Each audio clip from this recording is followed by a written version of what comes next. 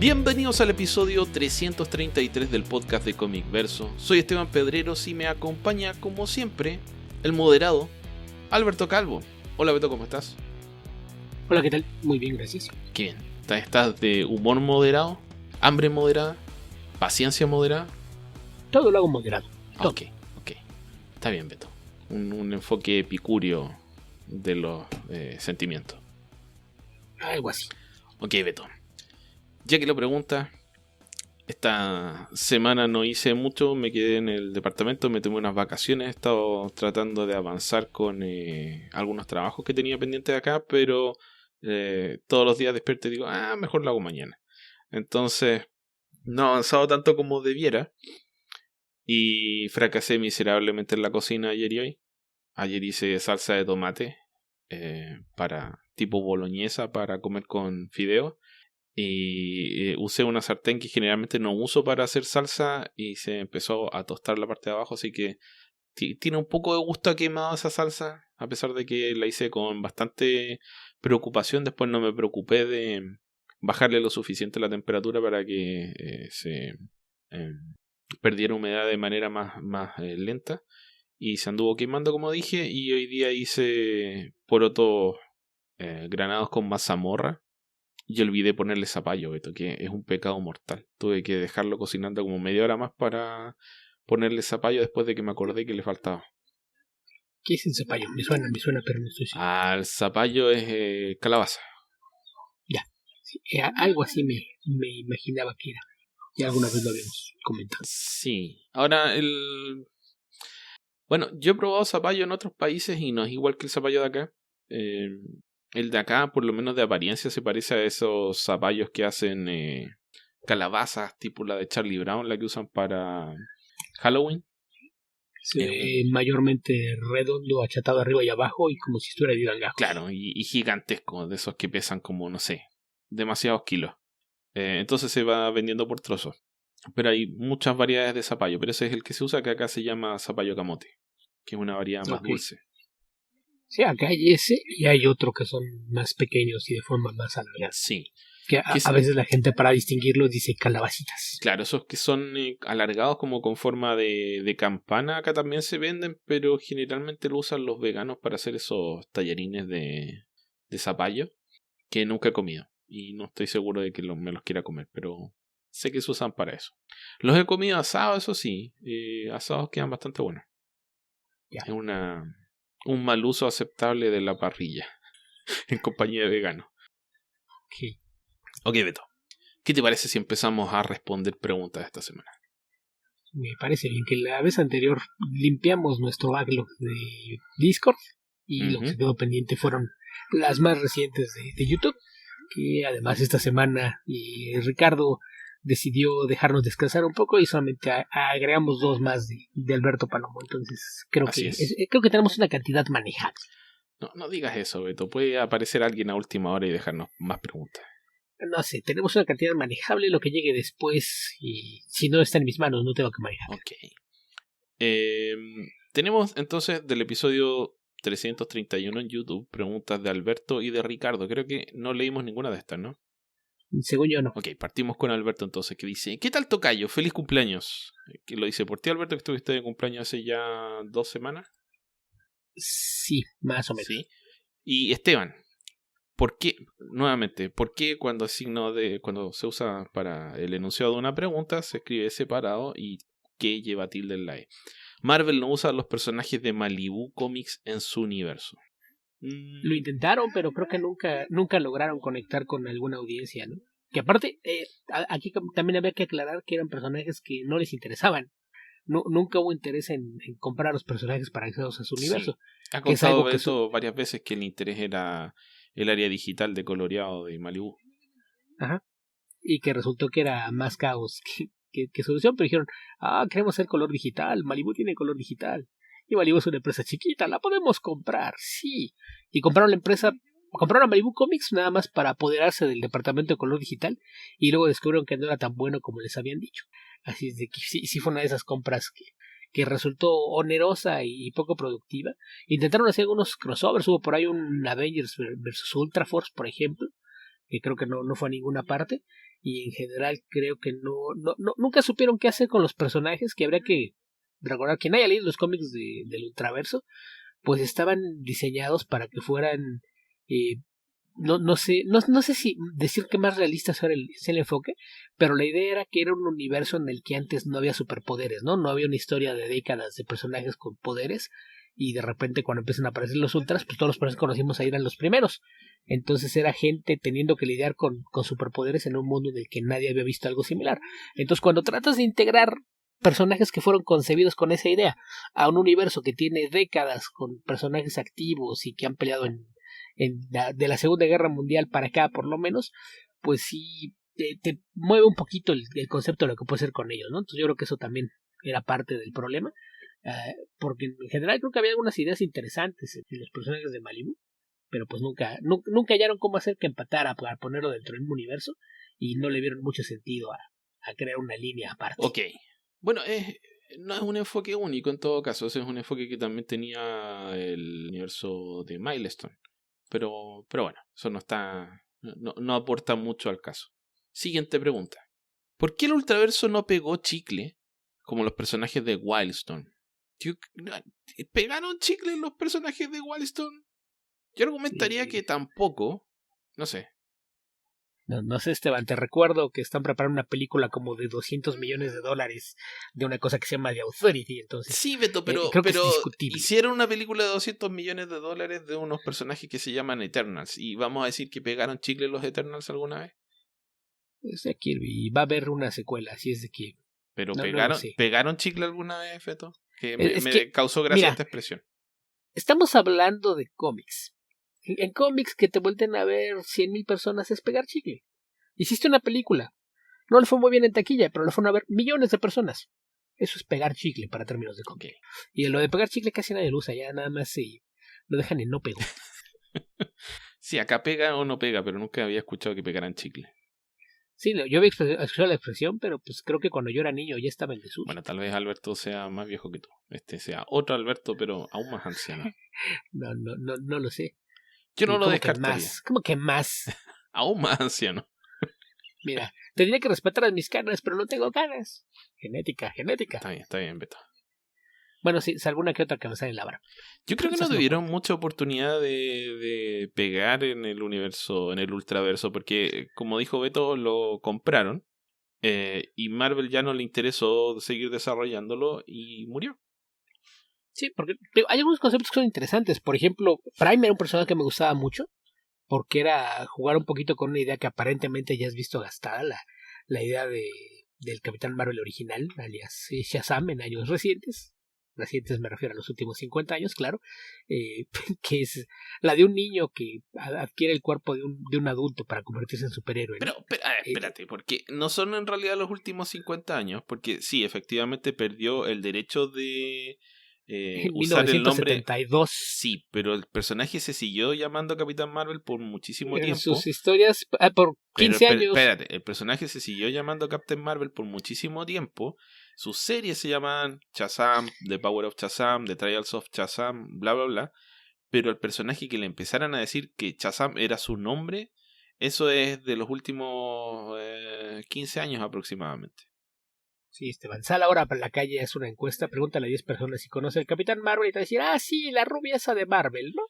Beto, en eso no te lo discuto, solo digo que el personaje, por ejemplo, cuando salieron las series en los 80 o cuando hacía la serie Jerry Orwell, no se llamaba Shazam, se llamaba Captain Marvel. ¿Te refieres a una de las muchas series que jamás pegaron con el personaje? Exactamente, una de tantas.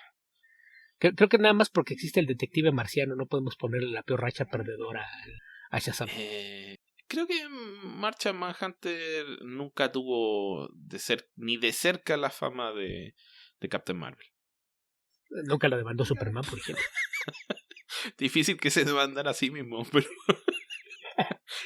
Pero no, o sea, Martian Manhunter yo creo que es casi un accidente por escasez de personajes que apareciera en Justice League, y ese fue su nicho por mucho tiempo, porque el personaje, como hemos contado varias veces, era tan poco popular que perdió su lugar en Detective Comics como una de las historias de las historias que aparecen mensualmente en la serie. Después pasó a House of Mystery. Y en House of Mystery de a poco también se fue perdiendo protagonismo y lo reemplazó Dial H for Hero. Así que no, Martian Manhunter no ha tenido una historia de éxito jamás. La serie más larga que haya sido protagonizada por él es la de John Ostrander, que duró 36 números. Sí. Que aquí también siempre es importante aclarar, ¿no? Que el hecho de tener una serie exitosa no tiene nada que ver con la calidad. Ya lo hemos hablado muchas ocasiones. Hay muchos cómics muy buenos que nunca tuvieron la oportunidad, no duraron, pero esto no implica que fueran de mala calidad. Y hay muchas series que con etapas relativamente cortas siguen siendo mejores a series aparentemente más exitosas. Entonces, pues sí, vamos, el tema con muchos espacios de Malibu fue que yo creo que hubo una combinación, ¿no? De falta de interés y falta tal vez de un mercado interesado en ver héroes distintos. Ok. Siguiente pregunta. ¿Saben por qué Alex Ross ya no trabaja con DC Comics? No, la verdad es que no lo sé, pero tampoco me interesa. Alex Ross es caprichoso y berrinchudo. Seguramente se peleó con alguien y dijo, sí, pues me voy y no me volverán a ver. Y eso pasará hasta que se le pase el berrinche o se pelee con alguien en Marvel. Así es de que seguramente es algo de eso. Porque no, la otra sería que tuviera alguna exclusividad con Marvel, pero no recuerdo haber visto ninguna noticia al respecto.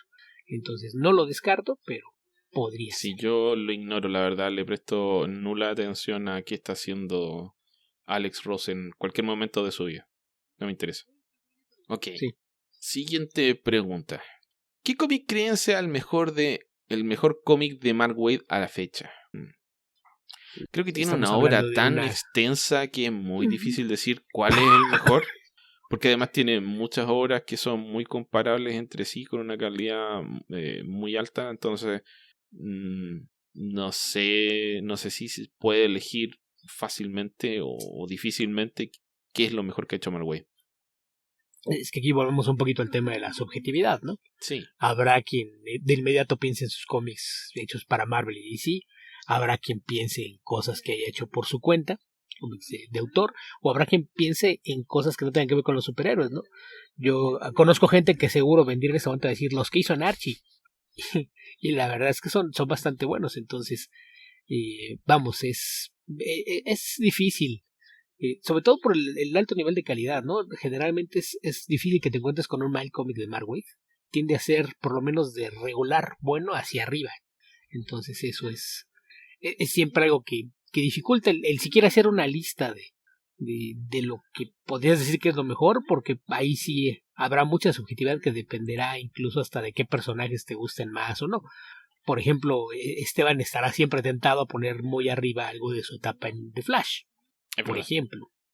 Y eso se entiende, ¿por qué? Porque es un personaje que disfruta y en una etapa bien escrita, pues creo que sería argumento suficiente para querer ponerlo en un lugar alto. Y lo mismo pasará con quienes hacen algún otro personaje por cuyas páginas haya pasado, que en el caso de Flash, aparte, pues estamos hablando de que fue un periodo bastante largo el que estuvo al frente de esa serie, y eso genera una identificación particular con el personaje. Pero a mí en general me gusta mucho. Anda por los 35 años escribiendo cómics, tiene una cantidad de cómics así enorme. Sí, debe haber comenzado a escribir cómics a mediados de los años 80, cuando empezó a alternar sus tareas como editor con las de escritor. Y luego hizo el enroque ahí con Ryan Austin, que en paz descanse. O solía ser un escritor que le venía muchas historias a Mark Waid y luego invirtieron roles. Pero tiene hemos comentado que muchas cosas de él, ¿no? Los Fantastic Four. Sí. Y Flash. Mucho de lo que hizo en Capitán América. De Flash ya se ha presentado. Su etapa en Daredevil también es muy, muy buena. Digo, de Archie hemos comentado poco, pero sí, también lo hemos hablado. Irredeemable ¿Y cómo se llamaba la otra? Con el otro es Incorruptible, que es el complemento. Las cosas que he hecho con la Liga de la Justicia, aunque no es tanto, generalmente han sido de buena calidad.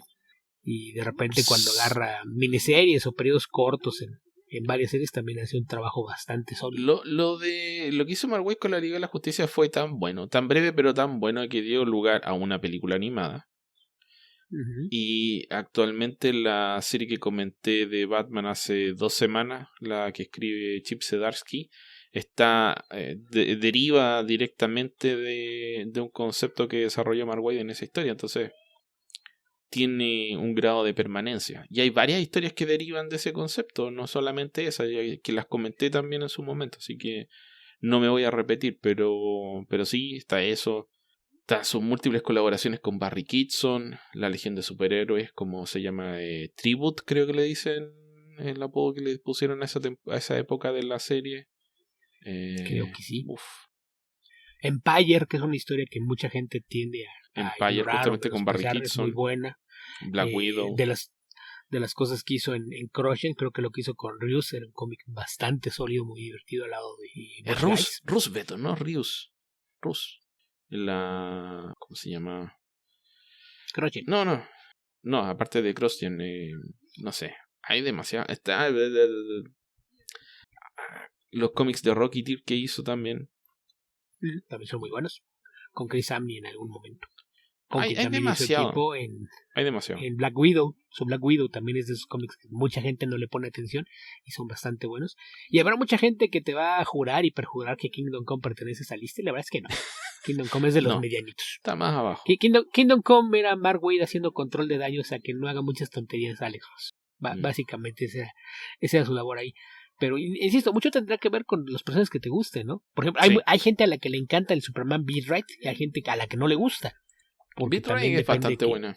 Es bastante bueno, pero hay gente que lo ve como, es que hicieron esto para Man of Steel y como que le agarra cierto repelús, pero mucho de la JLA, aparte está el JLA Year One, por ejemplo, que fue una serie contenida, aparte de lo que hizo hacer hablar de Flash. Creo que la novela gráfica, la de The Life Story of the Flash, pues es un enfoque distinto a la carrera de Barry Allen, que es el Flash que él no escribió. Así es de que tiene muchísimas cosas por ahí, incluso hasta proyectos raros, ¿no? Porque la idea detrás de Underworld Unleashed y la miniserie de Underworld Unleashed me parece muy buena. Ya la calidad de los tie-ins pues depende de cada uno de ellos, es completamente aparte, pero en general creo que sí tiene un volumen de obra bastante grande y con una calidad sobresaliente en la mayoría de los casos. Sí, y se nos están quedando varias cosas en el tintero. Sí, seguramente, porque mencionamos así por encimita, pero como general, 20 series y nos quedaron un montón más afuera. Por ejemplo, no mencionamos Impulse, que es divertidísima. Claro, también escribió Spider-Man. Ajá. Así en distintas etapas y en distintas de las series. Sí. Ok, sigamos, Beto. Siguiente pregunta. ¿Qué opinan de los cómics con DLC para juegos? Como ejemplo, los cómics de Marvel de Fortnite. Creo yo que le aplicaron el efecto cajita Sonrix nomás. ¿Lo quieren por el mono? No sé. Para que entiendas el concepto de cajita Sonrix, es como la Happy Meal de McDonald's. Ok, la cajita feliz. No importa la comida, lo que importa es el regalo que trae. La cajita de Sonrix es una marca de dulces y golosinas, y lo que hacían con estas cajitas es que venía un surtido bastante X de dulces, y ahí llegaron a sacar vasos, artículos coleccionables, muñecos, etcétera, cualquier cantidad de cosas. Entonces, creo que a se refiere. Tienes razón. Yo no he leído ninguno porque no me han llamado la atención, no me he enterado de ellos tampoco, no los iba a seguir, no juego Fortnite. Así que no tiene mucho sentido, pero obviamente es promoción cruzada, así que en la medida que si quieres hacer promoción cruzada, lo mejor es que la hagas bien, no que sea solamente el interés en descargar el código, sino para qué. Mejor vende el código. Así que no sé qué opinar de eso, no los he leído. Pues es parte de lo que hacen, te venden el código pero encerrado dentro de un cómic, entonces tienes que comprar el cómic para acceder al código. No, entonces, obvio, pero que tiene sentido en la medida, si quieres hacer los juegos se venden mucho más que los cómics, entonces si vas a hacer promoción cruzada en un cómic, la idea, creo yo, es vender el cómic para que la gente lea cómics. Entonces, si no es esa tu intención, ¿para qué? Los podrías poner en cualquier cosa. Sí, pero vamos, aquí la cosa es que a Fortnite de repente para tener eventos le interesa tener acceso a personajes populares. Entonces ni siquiera lo hacen pensando en, sí, los personajes de Marvel Comics. No, ellos están pensando en los personajes de Marvel Studios. Pero es difícil que hagas un tie-in con una película, entonces lo hacen con los cómics, a fin de cuentas son las dos propiedades intelectuales y es de donde salen, pero que tienen ese efecto de que te los venden nada más para que tengas el código, creo que esa es la idea. Ok.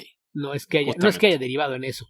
Esa era la idea. Sí, justamente. Por eso yo digo, ojalá hagan buenos cómics, porque puede ser que uno de cada 1000 de los que compran esos cómics para tener el código quiera seguir leyendo. Exacto. Ok, llegamos a las preguntas de Ricardo Pérez Beto. Ok. A ver, creo que... sí. Separa todo con puntos suspensivos infinitos, pero desde arriba hacia abajo, no de abajo hacia arriba. Hola caballeros, excelente inicio de semana. Estoy leyendo que el onomástico del Caballero Calvo. ¿Qué es el onomástico del Caballero Calvo? Un fuerte abrazo y un feliz cumpleaños. Envío lo siguiente. El onomástico es el santo, no el cumpleaños, pero bueno. Ajá. A veces coincide, pero en este caso no. ¿Qué universos tiene Marvel los derechos y no los ocupa? Yo recuerdo solo Malibu, Ultraverso y CrossGen. No tiene derechos, tiene las propiedades intelectuales. O sea, derechos es como en este caso que una licencia. Tienen las licencias, por ejemplo, de Star Wars, Aliens o Predator, que son también truculentas, porque todas esas son propiedad de Disney, entonces son así como que de casa, nada más van a tomarlos al cuarto de al lado. Pero generalmente cuando hablas de tener derechos es que adquiriste una licencia para publicar por un tiempo, que podría ser el caso, por ejemplo, de Conan. Que en este mundo todavía tienen Conan, pero están a punto de perderlo porque los dueños de la marca decidieron no renovar ese contrato. Entonces, cuando tienes así una licencia que adquiriste para hacer el producto durante una temporada, eso es adquirir derechos. En los casos del Ultraverso, con todo lo que traía Malibu y CrossGen, son propiedades intelectuales propiedad de la empresa. Similar a lo que pasó cuando DC adquirió, por ejemplo, a Charlton y lo integró a todos los personajes. Acá es lo mismo, nada más que pues no le encontraron uso a las cosas y por eso es que muy de vez en cuando aparece algún proyecto de sus personajes. Yo no recuerdo ningún otro para el caso de Marvel. Sí, porque hay muchas cosas de ellos que han dejado en desuso, ¿no? Todo el New Universe, por ejemplo. Y hasta cierto punto, porque hay algunos personajes del New Universe que se integraron después a los Avengers en la época de Hickman. Como Starbrand, si no me falla la memoria. Sí, lo pusieron por ahí. También aparece en... ¿Cómo se llama? La de 10.000 años antes de Cristo. Esa era los Vengadores antes de Cristo. Ajá. Entonces sí. O era 1.000.000 de años antes de Cristo, algo así. Sí, vamos, es difícil que una empresa tenga derechos de algo y no los ocupe, porque si no, ¿para qué estás pagando? Sí, además que si no los usa, los pierde. Así que, sí, aunque sea para sacar una miniserie de 6 números, algo haces con esas cosas. Creo que el estándar es un plazo de 5 años.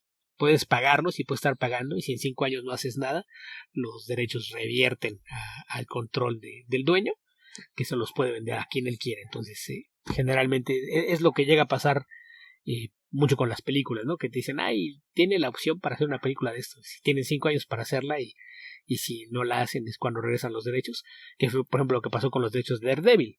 La razón como finalmente pudo Marvel recuperar Daredevil para manejarlo en casa, fue debido a que 20th Century Fox pues dejó pasar el tiempo desde la última vez que hizo algo con el personaje.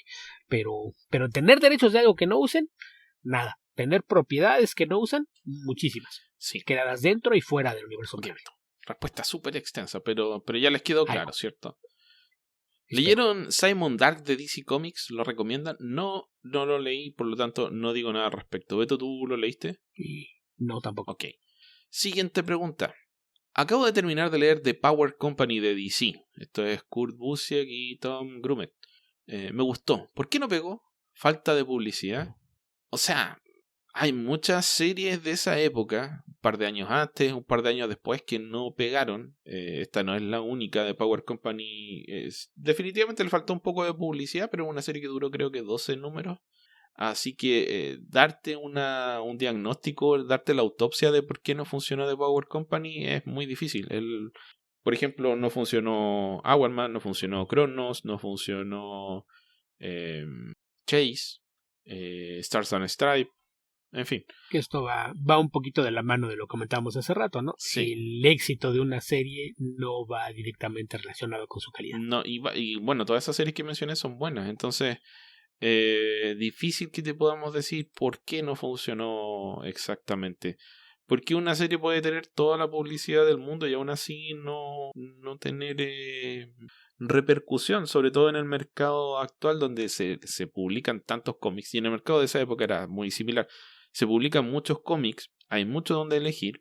Y obviamente que las tiendas que son las principales consumidoras de cómics se decantan por aquello que más probablemente les va a generar ingresos. Entonces estas series empiezan a irse a caer por el lado y las editoriales tienen un nivel de corte que cada vez está más arriba. En una época eran, creo que entre 15.000 copias y 12.000 copias en DC para las series del universo DC, como 7.000 del universo Vértigo, y en Marvel el corte era como en los 20.000, pero eso se ha ido moviendo. Entonces cuando llegan a ese nivel de corte que lo van sacando con la proyección de ventas una vez que van saliendo los primeros números, dicen, ok, este cómic partió en su primer número con 15.000, eso significa que el segundo va a vender 7.000, el tercero 5.000 y ya estamos perdiendo dinero con imprimirlo, así que hasta aquí no más llegó. Sí, y que en ocasiones está el tema de que no dejan que se haga siquiera el suficiente material para una historia, ¿no? Que también fue lo que en alguna época derivó en que anunciaras que ibas a tener una miniserie y después digas, ¿cómo le fue? Bien, va a seguir. Y te sigues después de eso. Claro. O lo que está haciendo Marvel más recientemente, ¿no? De hacer series de miniseries. Que es lo que está haciendo, por ejemplo, con el Maestro de Peter David. Y dijeron, no, esto probablemente no dé para soportar una serie regular, pero tú escribe arcos y los publicamos como miniseries. Cuando dejen de venderse te avisamos para que dejes de hacerlo. Tal cual. Y fueron más números. Tú dijiste que 12, según yo, esos son como 18 o 20. No recuerdo exactamente, pero sí son más. Okay. Más de 12. Que de hecho la comentamos, alguien nos preguntó por ella y la comentamos hace algunos meses, ¿no? Un par de años, creo. Creo que un par de años ya, pero sí. Porque esta partió con varios números unitarios, después la serie regular, si mal no recuerdo. Presentando a los personajes. A ver. Bueno, lo voy a seguir buscando, pero por ahora no encuentro el total de números publicados. Sí, yo recuerdo que eran alrededor de 20. 18 números. Un poquito más, 18. Entre abril de 2002 y septiembre de 2003. Así que eso podemos decir. Hay creadores de cómics, dibujantes, guionistas, etcétera, que hayan terminado odiando a Marvel o DC, además del señor Alan Moore. Sí. Muchos por distintos periodos. Y generalmente no es que odian a la editorial, odian a la administración en ese momento de la editorial. Bueno, partamos con los famosos. Tenemos a Steve Ditko, a Jack Kirby, a John Byrne. Con todas, más de una vez. Sí. Steve Gerber, Rick Veitch, perdón. Tom creo que no hizo nada para DC. No, después de lo de Swamp Thing. No, ese fue Rick. Tom, creo que Tom nunca hizo nada. No, por eso dije Tom y después me corregí Rick. Bueno, eso es lo que se me ocurre ahora de buenas a primeras, pero hay muchos y hay casos de los que uno no se entera también. Joshua Hale Fialco probablemente sea uno. Sí. Sí, y a veces también es la razón por la que hace rato la pregunta de Alex Ross, ¿no? Eso puede ser algo similar, que se peleó con alguien en DC y dijo, me voy, y no me vuelvan a ver. O no les gusta el sistema. Por ejemplo, la otra vez nos preguntaban por Renato Guedes. Yo recuerdo que una de las últimas veces que lo vi, porque venía frecuentemente a Chile, estaba conversando, le estaban preguntando que por qué no trabajaba. No quiero, no me gusta. Porque el sistema de trabajo no le satisfacía, así que dejó de trabajar regularmente en las series de Marvel y DC. Sí, que había, por ejemplo, autores que no les gustaba, sobre todo por ejemplo, en la década de los 80, cuando Marvel todavía usaba de forma muy extensa lo que se conoce como el Marvel Way, de no tener guiones completos, sino que te doy una sinopsis, tú dibújala como quieras y luego yo le pongo textos. Era algo que a mucha gente no le gustaba. Entonces hubo mucha gente que por eso pasó muy poco tiempo en Marvel. Por ejemplo, el caso de Alan Grant. Alan Grant escribió solamente un número para Marvel y nada más fue para poder tacharlo de su lista de que ya lo hice, ya no necesito hacer nada más. Es un número del Silver Surfer que va ubicado por ahí entre las etapas de Starlin y Ron Mars, así es de aquí. Y esa era la cosa que él decía, es que a mí me gusta escribir el guión y saber qué va a pasar y no llevarme una sorpresa de a ver qué me mandó el dibujante, sobre todo cuando no tienes control sobre quién es tu dibujante. Claro, si hay una relación de confianza con un artista talentoso o talentosa. Si le hubieran dicho, vamos a trabajar así y tu dibujante es Norman Fogel, probablemente no hubiese puesto el más mínimo pero al respecto. Sí, sin problema. Y a la vez hay artistas que el sistema tampoco les acomoda. Ajá, porque no prefieren dedicarse nada más en el dibujo y no les gusta estar pensando en cómo romper la historia o cómo contarla, que también ese es un tema importante, ¿no? Que mucha gente siempre ha dicho que si hubiera justicia tendrían que tener un crédito como, si no como coescritor, al menos como coploteador y un poco más de dinero. Los artistas en Marvel. Exactamente, que es la razón por la que no se les dé ese crédito adicional, porque es reconocer que hizo más de lo que le estás pagando. Sí. Así que sí, hay muchísimo de esto. En algún número de Wizard recomendaban el cómic de Strike Force Morituri. ¿Lo han leído? ¿Qué opinión les merece? No, yo no lo he leído, Beto. Yo sí, me gusta bastante. Es un cómic de... pues sería ciencia ficción, pero no sé cómo describirlo. Esto era publicado originalmente a través de Marvel y creo que después lo llevaron un tiempo a Epic. Creo que sí. Si no mal recuerdo. Que era, le escribía Peter B. Gillis y el artista, no recuerdo si a lo largo de toda la etapa, pero al empiezo era Brent Anderson. Que quien no lo ubique, Brent Anderson es el artista regular de Astro City. Entonces era una historia de ciencia ficción que suponía que la Tierra había sido invadida y pues estaban un equipo de científicos creaba superhéroes para fines prácticos, ¿no? Un equipo de supersoldados que eran los que estaban tratando de repeler a los invasores que habían ocupado la Tierra. Entonces era un cómic bastante entretenido. A mí la verdad, yo todo lo que llegué a leer de esto me gustó bastante. La serie ha durado, no sé, igual unos 25 o 30 números. Que todo eso yo lo leí después de publicado, porque esto salió en la segunda mitad de los años 80, antes de comenzar a leer cómics en inglés. Pero igual yo me topaba con tantas reseñas positivas que eventualmente me las arreglé para irlos cazando y creo que la serie regular, si no me equivoco, la tengo completa. Pero es un cómic que la verdad es que vale bastante la pena y es de esas cosas que pues de repente quedó en el olvido y creo que no es fácil conseguirlo porque creo que ni siquiera hay colecciones. Ok, siguiente pregunta, Beto. ¿Recuerdan que a principios de los 2000 en Marvel crearon una mini iniciativa llamada Milicia Marvel, donde recomendaban de boca a boca los cómics de Marvel? Te apuntabas como parte de la milicia y recomendaban el producto que te gustara. Dicho lo anterior, ¿hay una milicia de Comic Verso? Si no la hay como tal, propongo iniciarla y recomendarlos con nuestros contactos, que ya lo hacemos, supongo. Así, formalmente no, pero en todos los episodios les pedimos que por favor compartan los links, así que tácitamente sí existe. Sí, mucha gente lo hace, pero tal vez no lo suficientes. Quizás no llegue a milicia, probablemente ni siquiera escuadrón, pero sí hay quien lo hace. Hay un par de comandos, pero no un escuadrón. Sí, tal vez podemos decirle de Comic Verso Guerrilla y sería más cercano a la realidad. Pero tenemos que decir guerrilla, Beto, porque no aceptó guerrilla que dicen los gringos. Que según ellos se pronuncia casi igual que gorila. Muy parecido. Sí, está mal. Recuerda que a finales de los 90 salieron algunos cómics one shot de Marvel donde eran las versiones de personajes Marvel como si fueran cómics publicados dentro del universo 616, como la editorial Marvel Comics. Nunca los leí. ¿Ustedes sí? Yo no. Yo sí. La verdad es que no me acuerdo mucho de ellos, entonces probablemente no eran muy buenos. Pero recuerdo que en su momento era una curiosidad y resultaba bastante entretenidos. O sea, los cómics traían un cintillo en la parte de arriba que decía Marvel's Comics. Entonces eran lo que se suponía que eran los cómics de los héroes de Marvel, que eran publicados sin su permiso dentro del universo Marvel. Entonces era una idea curiosa, pero yo creo que más bien es la idea de jugar un poquito con el concepto más que el pensar en que fueran cómics memorables. Era curioso porque era como tratar de hacer versiones mucho más fantasiosas. Entonces te lo ponían como si el universo Marvel fuese más realista de lo que en realidad es, y entonces estos cómics eran lo que sería la versión fantasiosa de los cómics de Marvel. Entonces era una idea curiosa, pero no me parece que fuera tampoco particularmente brillante. Okay. Y el cintillo era como emulando los cómics de los 70 y los 80, porque era el diseño, esto fue yo creo que a finales de los 90, y tenían unos diseños bien raros, porque creo que todos los logos eran con un degradado de color, así que empezaba el logo en la parte de arriba azul y en la de abajo rojo, o al revés, y tenía el cintillo. ¿Te acuerdas cómo era el que traían en los cómics en los años 70, que era una bandita roja que se llama Marvel Comics Group? Yes, I remember. Este traía una bandita similar, pero con una tipografía así como futurista en cursiva y una fuente bastante pequeña, decía Marvel's Comics. Okay. Marvel's Comics. Algo así. Era Marvel's Comics Group y digo, yo recuerdo haber visto que había una serie que se llamaba pues tenían de Spider-Man, de Capitán América, los Fantastic Four y no recuerdo qué más, y la verdad es que no recuerdo mucho las historias. Recuerdo que en su momento sí los compré todos.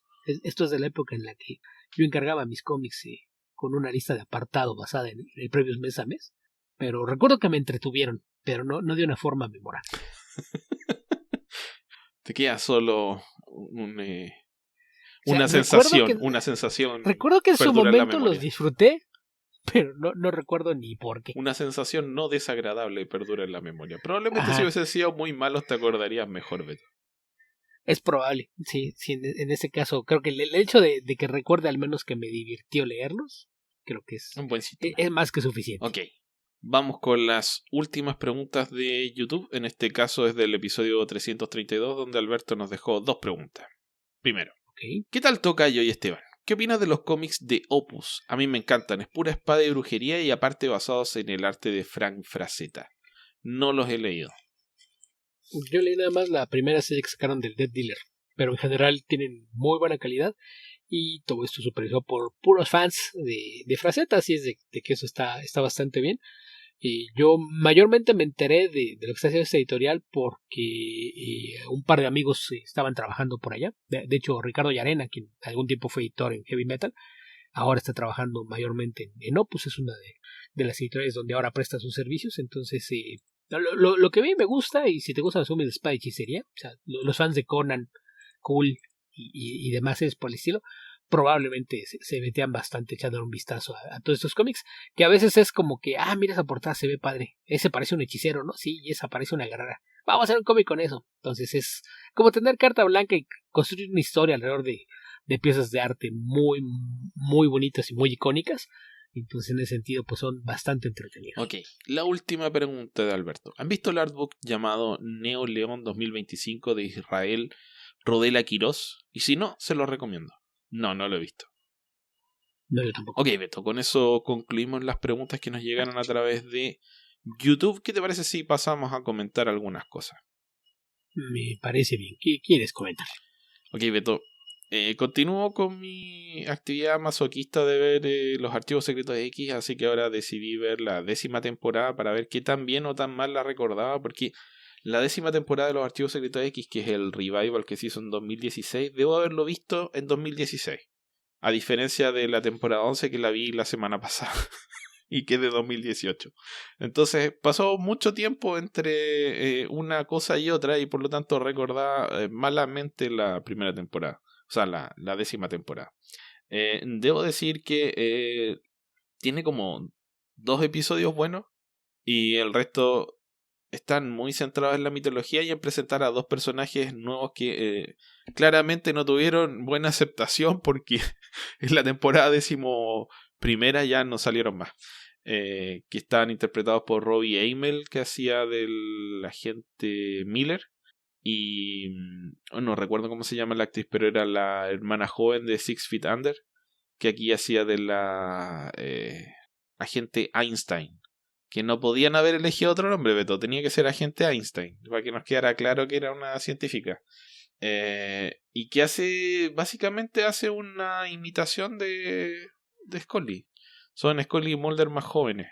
No sé mucho que decir, más allá de que lo vi y por lo tanto voy a seguir adentrándome en los archivos secretos X. Creo que ha pasado suficiente tiempo como para que ya no me genere tanto problema.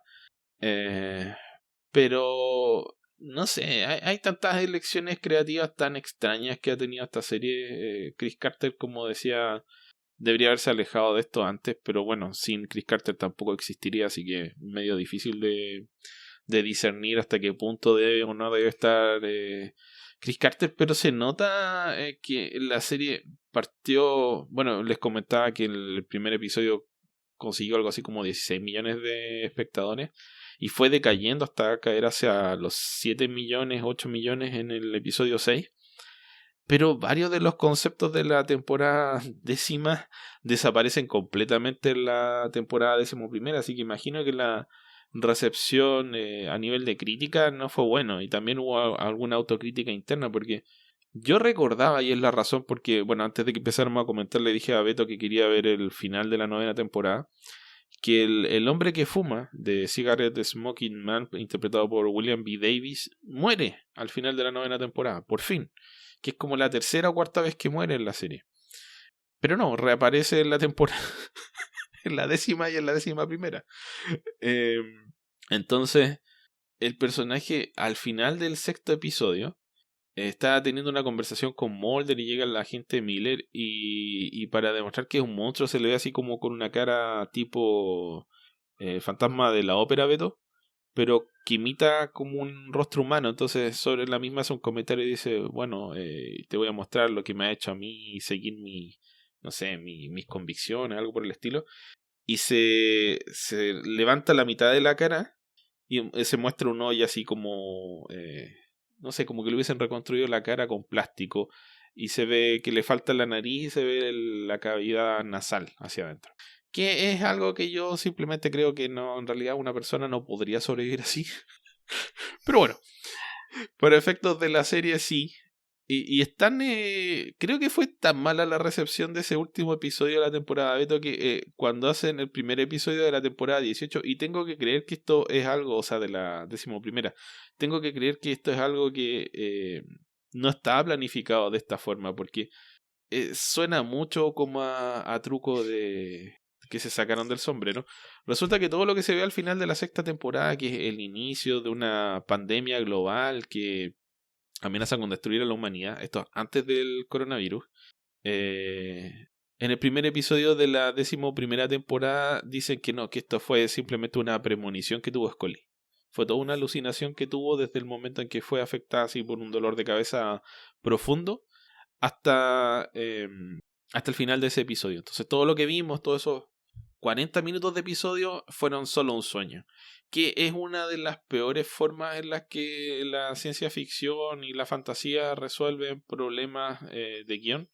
Pero bueno, es como es como el martillo con el martillo para escapar de la micro, o sea, la última solución posible cuando está en estos problemas de escritura. Más allá de eso, el capítulo de Darin Morgan nuevamente es el mejor de la temporada. Les comenté que en la 11ª está el episodio donde hacía una autoparodia de la serie.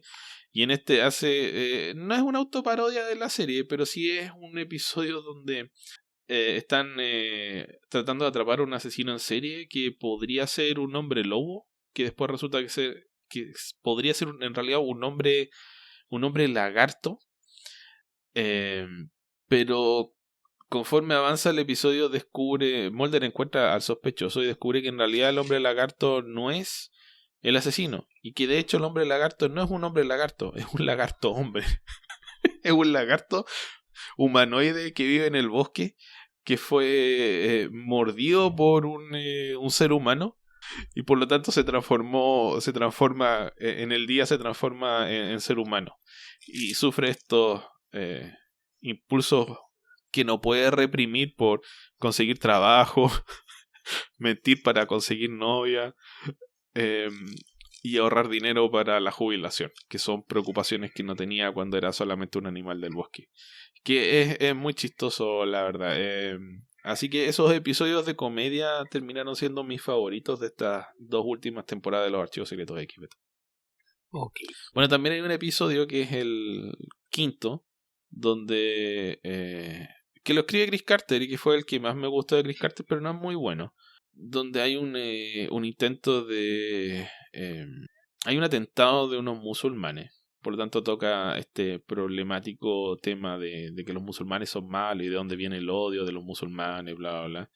Entonces, uno de los que hacen el atentado queda en un estado de vegetativo y necesitan interrogarlo para descubrir dónde está su célula que planifica un atentado mayor. Entonces van estos agentes Miller y Einstein a pedirle a Mulder y Scully que los ayuden a tratar de hacer contacto con este ser humano en estado vegetal.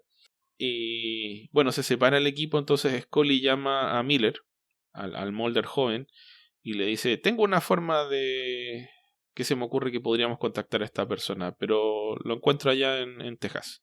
Y Mulder llama a la agente Einstein, a la Scully joven, y le dice: creo que tengo una forma de contactar a este asesino, pero necesito que me venga a ver a la oficina. Así que se separan las dos parejas. Queda Scully con el Mulder joven, Mulder con la Scully joven. Y a Mulder se le ocurre que la forma de contactar al terrorista en estado vegetal era consumir hongos alucinógenos, Beto.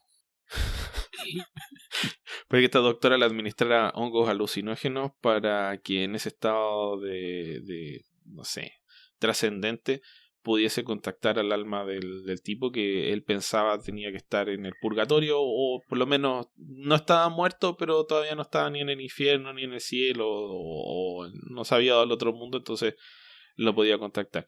Y hay toda una secuencia como de 5 minutos de Mulder drogado paseando por la ciudad, que es lo mejor que tiene ese episodio.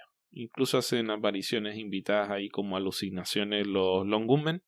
Aparecen Byers, Langley, Frojiki. Pero creo que tienen 1 o 2 diálogos y nada más. Así que esa parte por lo menos es chistosa. Pero bueno, creo que habría disfrutado más estos episodios de los Archivos Secretos de X si hubiesen dejado completamente de lado la mitología y simplemente hubiesen sido episodios de estos unitarios raros que tenía la serie. Okay. ¿Qué quieres comentar tú de esto? Bueno, pues de las cosas que tenía pendientes de leer y tenía ganas de hacerlo, y finalmente terminé de leer el tomo de Killing and Dying de Antomain, que es una colección de historias publicadas anteriormente. Habrá que Tomin es de estos autores que empezó haciendo fanzines que distribuían tiendas de cómics locales.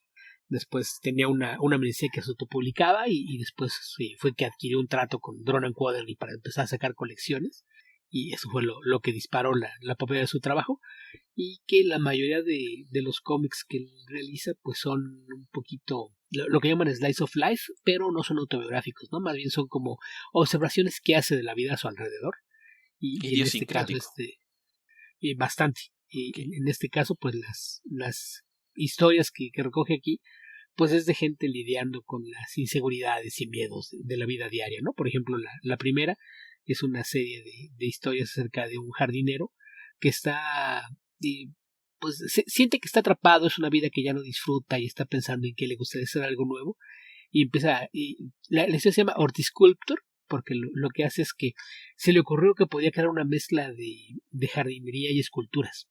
Hace unas esculturas que son huecas y les pone plantas para que crezcan por dentro de la escultura. Entonces termina siendo una pieza de cemento con plantas saliendo por distintas partes.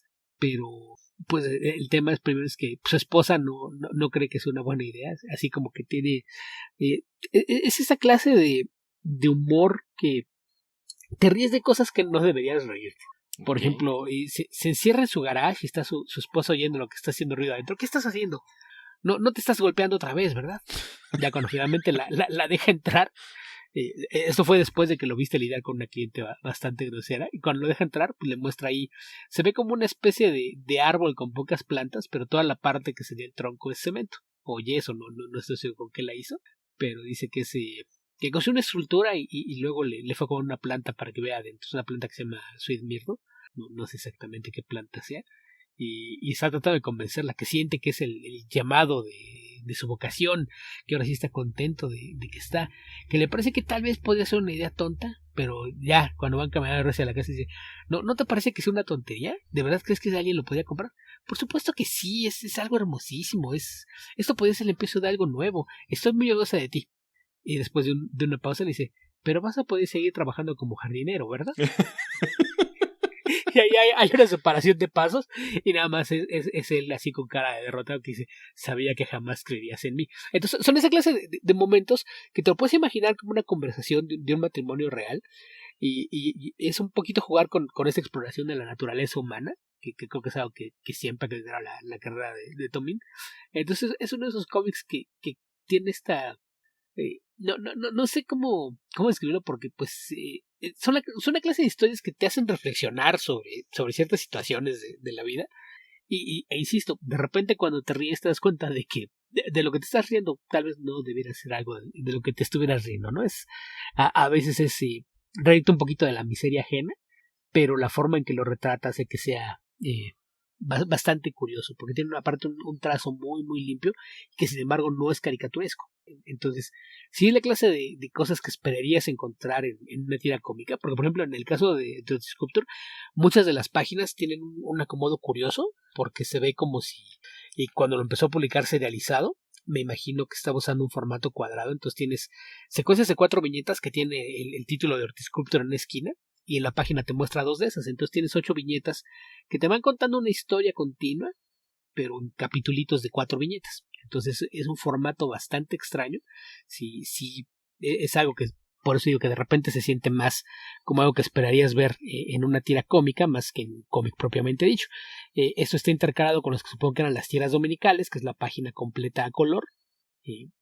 Altera un poquito la forma en la que estás llevando el ritmo narrativo, ¿no? Porque son mini capítulos un poquito más largos, pero a fin de cuentas todas estas pequeñas historias se van sumando para contarte la historia de cómo fue que tuvo éxito con su sueño de convertirse en un hortiescultor, por llamarlo de alguna manera, y la forma en la que esto alteró su vida y la relación con su mujer. Entonces, ese es el primer ejemplo, pero en general muchas de las otras historias tienen un enfoque similar. En general es tratando de explorar la vida de distintas personas alrededor del mundo. Es un artista que a mí, yo desde que descubrí su trabajo cuando hacía Optic Nerve me gustaba bastante. Entonces cuando supe esta colección sí tenía muchas ganas de leerla, pero la verdad es que por una u otra razón no lo había hecho y hasta hace poco me hice finalmente con el tomo. Y la verdad es que me gustó bastante. Aparte son historias que fueron nominadas a varios premios, incluso si no mal recuerdo, una de las historias contenidas aquí ganó el Eisner en su momento, se salió en 2015 o 2016. Pues la verdad no recuerdo cuál fue el año, pero una de las historias que aparece aquí se llevó el Eisner por mejor historia corta, justamente por una de las historias que vienen recogidas aquí. Mayormente el cómic está no sé si llamarlo blanco y negro porque de repente usa este recurso que vemos mucho en cómics independientes, usar una tinta como en un color azul muy oscuro, que recuerdo que en tinta para plumas fuente le llamaban azul negro, combinada con gris. Hay otros en donde hay una escala de grises en lo que hace con las sombras y hay varias páginas de color, aparte con las historias, la de Amber Sweet sí está completamente a color, pero si están familiarizados con el trabajo de Tomine, probablemente sepan más o menos de qué estoy hablando, qué es lo que pueden esperar viendo esto. Si no, la verdad es que sí les recomiendo que le echen un vistazo. Insisto, es un poquito de slice of life, pero no al estilo autobiográfico, que es lo más común, ¿no? Generalmente cuando vemos esta clase de cómics es gente que lo que hace es retratar sus experiencias diarias, tratando de hallar un punto que los acerque o que permita que el lector conecte con ellos. En este caso, también se separa un poquito de esto. Insisto, son más como cosas que me lo imagino que es la clase de persona que llega a una estación de autobuses y se siente a ver a la gente a su alrededor pensando cuáles son sus historias y empieza a tomar notas al respecto. Pero es un cómic que vale bastante la pena. Es algo que rompe a la clase de cosas que somos comentar por aquí, pero que en ocasiones son un bonito recordatorio de las muchas fortalezas que tiene el cómic como medio, porque aparte tiene un abanico de opciones, tanto temáticas como la forma de presentarlos. Yo mencionaba que en Hortisculpture son páginas con 8 viñetas, a veces divididas en 2 partes, pero otra de las historias tiene páginas en las que tiene en promedio 20 viñetas, que hace 5 líneas de 4, así una cuadrícula muy básica y muy simple, pero en la que juega un poquito con el ritmo narrativo, sobre todo cuando tiene conversaciones entre personajes y cosas por el estilo. Utiliza mucho el tamaño de las viñetas y el acomodo de las mismas para contar la historia que desea. Entonces es la clase de cosas que recuerdo. Aparte hay uno de los blogs publicitarios que esto tenía, decía Chris Ware, que es otro autor de cómic independiente bastante bueno, decía, esta es la clase de cosas con las que uno sueña hacer, poder hacer ese libro que le puedas dar a una persona que jamás haya leído un cómic sin tener que disculparte porque tenga dibujitos o tratar de explicarle cómo funciona o cómo trabaja este formato. Y creo que eso es lo que Adrian logró con este tomo. Logró esa clase de cómic que tiene un alcance universal que cualquier persona puede leer. Y creo que comparto mucho eso. Okay.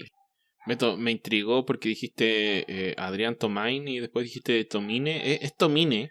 Según yo es Tomin, no pronuncia la E del final, pero hay quien dice Tomain, entonces a veces digo una por otra, pero según yo es Adrian Tomain. Yo entiendo que tiene que ser Tomine porque es japonés. Es de ascendencia japonesa. Es de ascendencia japonesa, de padre y madre, y el apellido del padre es japonés, entonces tendría que ser Tomine. Tomine, sí, pero te digo, no sé cómo esté porque creo que en Wikipedia sí lo ponen como Tomine, y si no me recuerdo en su sitio web lo tenía como Tomin, o algo así lo había puesto alguna vez. Tomin. Entonces, sí, puede ser un juego de palabras, pero bueno, tiendo a presumir que debería ser Tomine. Sí. Yo, de hecho, busqué a ver si había algún video donde lo dijera él mismo y no lo encontré. Entonces, Sí, pero la gente que tiene estos apellidos que Tomine, los gringos no saben pronunciar tienden a ceder y dejar que les digan como quieran. sí, suele pasar. Y los que de plano, para no complicarse la vida, pues adoptan como nombre artístico la pronunciación en inglés, ¿no? Que es, por ejemplo, lo comentamos alguna vez, creo que con Oscar Isaac, ¿no? Que decíamos Oscar Isaac que Hernández porque no era, Estrada. ajá, es Oscar Isaac, pero ese es su nombre y su nombre artístico es Oscar Isaac. Claro. Y por ejemplo, otro caso famoso que se me ocurre, Raúl Julia, porque él se apellidaba Julia Bárcena, creo que era, algo así, y pues el Julia lo cambió por Julia como su nombre artístico. Entonces, a veces pasa que ceden a la presión y otras a que tanta gente le dice así que sea así, ya, pronúncialo así, que sea así a partir de ahora. No voy a estar corrigiendo cada persona con la que me cruzo. Sí, muy difícil.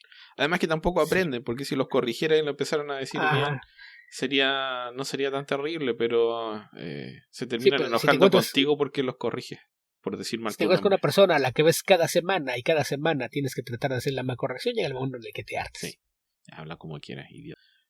Sí. Ok, Beto. ¿Qué te parece si contestamos las preguntas de Discord que nos quedan? Me parece bien, que creo que no son tantas, entonces veamos si podemos despacharlas rápido. Según yo, partimos con Arturo López, que dice: conozco la historia de Akira Yoshida, pero por favor cuéntenla aún así. Esteban, es tu momento. Tú has estado dando pistas y insinuaciones de que querías volver a hablar del tema de Akira Yoshida. No, solo me causa gracia. Además que no me sé la historia completa, pero básicamente el editor en jefe de Marvel, uy, se me va el nombre en estos momentos, Beto. Cebulski. Cebulski. En una época se hizo, él vivió en Japón y en una época se hizo pasar por un artista, un escritor japonés que trabajaba para Marvel. Porque Marvel andaba buscando gente por otras partes, entonces él aprovechó la oportunidad, se hizo pasar por un ascendente escritor japonés y pues, se publicaron varios cómics escritos por Akira Yoshida en Marvel de haber sido al comienzo de la década del 2000.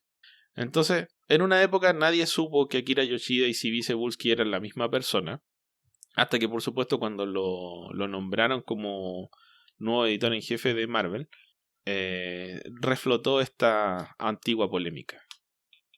Sí, porque había quienes salieron a acusarlo de que era un hipócrita, que era una Claro. persona sin integridad ni principios y que no debería estar en una posición de mando, ¿no? Esa era básicamente la queja. También se puede ver existía como alrededor de esto. un error de juventud, podríamos decirlo así, con algo de, no sé, condescendencia o ánimo de perdón.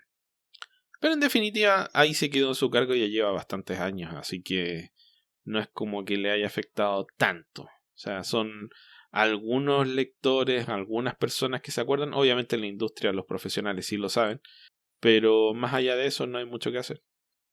Sí, que aquí el tema, creo que a veces también la gente piensa que lo hizo de una forma maliciosa para escribir historias con temática japonesa, ¿no? Que fue algo que pasó muchas de las cosas que hizo antes en Marvel, pero que a mucha gente se le olvida que originalmente los primeros cómics de Akira Yoshida que aparecieron fueron haciendo cómics para otras editoriales, cuando él tenía un trabajo en el staff de Marvel. Entonces yo creo que es más bien una de esas cosas que empezó como una forma de poder tener trabajo en más de una compañía a la vez, y se le salió de control y luego ya no supo qué hacer con ello, porque si no mal recuerdo en Dark Horse hizo historias para varias antologías, e incluso según yo hizo historias de Conan y de Hellboy que aparecieron firmadas por Akira Yoshida, y si recuerdo bien la historia, lo que pasó fue que algún editor en Marvel le gustaron esas historias y pidió los contactos de Akira Yoshida para llevarlo a trabajar a Marvel, y en Marvel lo que quería que escribiera historias basadas en Japón. Entonces recuerdo que apareció por ahí una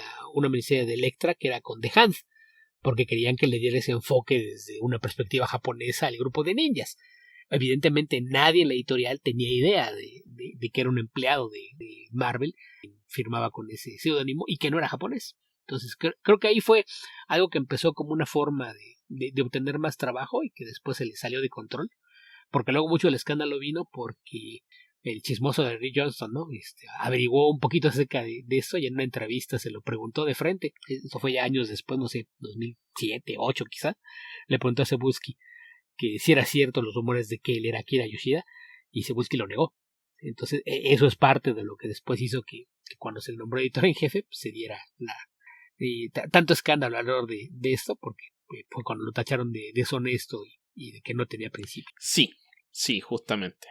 Pero bueno, por eso cuando hablaban de autores japoneses yo decía Akira Yoshida en tono de broma, para el que supiera la historia. Pero bueno. Sí.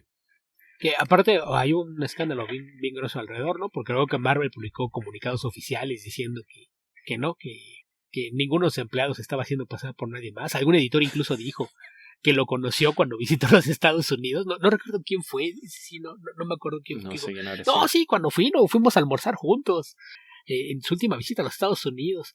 Y después por ahí alguien del staff en un podcast dijo que mucha gente en Marvel sí lo sabía, pero que nunca tomaron alguna acción porque no le dieron importancia al tema. Que creo que también esto tiene mucho que ver con que en la última década tomó un poquito de fuerza el tema de la apropiación cultural, ¿no? Y claro. Creo que probablemente si esto hubiese ocurrido años después, al momento de que alguien se hubiese enterado, probablemente lo hubieran pedido que dejara de hacerlo o lo hubiesen hecho público o algo. Claro, es la razón por la que Tenoch Huerta interpretó a Namor.